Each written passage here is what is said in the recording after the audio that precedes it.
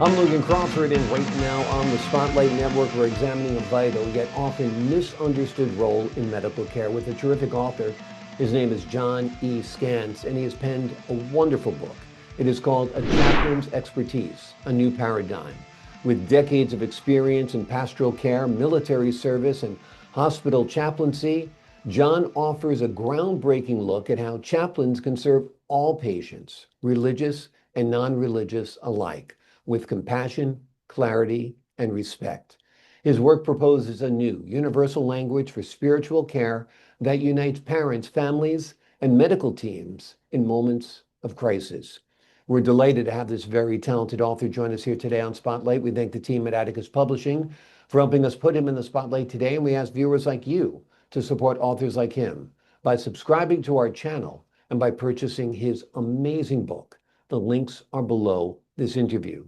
And be sure to download the Spotlight Network TV app streaming on Roku, Apple TV, and Amazon Fire TV. John, thank you so much for joining us here today on Spotlight. Glad to be here. I got to tell you, from experience of being in those crises myself, there is nothing more comforting than having a chaplain at your side when it looks like your loved one is gravely ill or about to pass into the next life. That was your work for decades. Tell us why you chose this line of work and the type of comfort you feel you brought to people in their darkest hours. Well, I began as a pastor, and in doing so, I always felt connected with people and able to help people. But what I discovered was, after being a pastor in the military, a long time as a chaplain even, I discovered that chaplaincy was actually what I was made for. And so I went into hospital chaplaincy after uh, 45 years of ministry, Mhm. and discovered that all my ministry actually was with people in crisis. Mm. And that is actually what chaplaincy is about, is being with someone in crisis and their family and helping them to discover their own strengths to face that crisis, as well as add my strength to that crisis in supporting them. Mm. Yeah, and it's so comforting in a person's time of need. So I appreciate your wonderful work. This book proposes a new paradigm, a new way of looking at chaplaincy.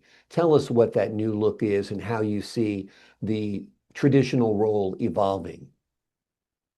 Well, the new paradigm is simply a simpler way of talking about what chaplaincy does for the sake of not only families and patients, but also for the sake of hospital administrators who don't often understand the uniqueness and importance of chaplaincy, and the medical team who think that many times that we're just there for religious purposes. And while we are there for more than just sacraments and things like that. We are there also to touch the whole person and discover and help them discover specifically how they are reacting to that given situation, and how it is that you uh, find strength that you didn't know you had within you. Yeah. And that's really a chaplain's job. It's not to give them something that we have as much as help them discover what is within them that has helped them in the past, that in the moment of crisis so easily is forgotten. Yeah. And so the new paradigm is simply a word or a couple of words that everybody understands, that makes it quicker for people to understand what chaplaincy is about, simply because all the words that are used for chaplaincy only describe a piece of what a chaplaincy does. And so chaplains have always talked about having many tools on their tool belt Mhm.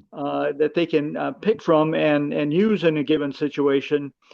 But then they're only using a piece of what they can be doing. So the Yeah. new paradigm is simply a word that everybody understands immediately rather than speaking chaplainese. You know how doctors, when they tell you stuff, you many times don't understand stuff that they're talking about really. Right. And so the word I discovered as I worked over the years was the concept of belief. A chaplain's expertise is the expertise of the belief processes that we have as people so that we can enter into another person's belief and help them take advantage of what they already believe and then Mm. add to it without stepping on their autonomy to believe what they want. And so basically, what happens is simply that I'm looking for what is it that, as people talk to me, what is it that they're believing about doctors, about medicine, about just being sick, Hmm. even. And often that is the trauma that they're going through, is what they are believing being stepped on. And they don't realize that. And so they start reacting very negatively to doctors or almost too positively to doctors. Like medicine can solve anything. Yeah. And so a chaplain walks into a room trying to connect with the person and get to know them and describe back to them what they are hearing and seeing of that patient's belief. Mm. And we're not talking just religious belief. We're talking about, what do you think about doctors? What do you think about medicine?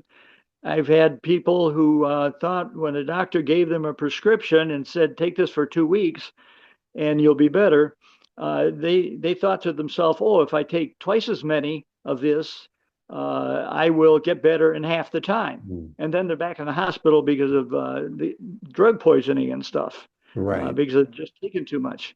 Yeah. Or they just don't believe in medicine. And or you have, of course, religious beliefs that prevents you from taking blood products, maybe, Hmm. or something else like that. So we're there to discover what the patient's belief is, to share that with the doctors and the medical team, and describe how that could affect their interaction and their ability, how well they'll be able to really take care of that patient. Yeah. And we do that for the whole medical team so that they can take advantage of what the patient believes, but also seek to work to help the patient to understand something more or newer or better about medicine or what they're going through, or even as they approach death. Yeah. We're there to help the medical team understand that. And in doing so, the concept of belief processes that are our expertise is helps also hospital administrators to know how to help patients better.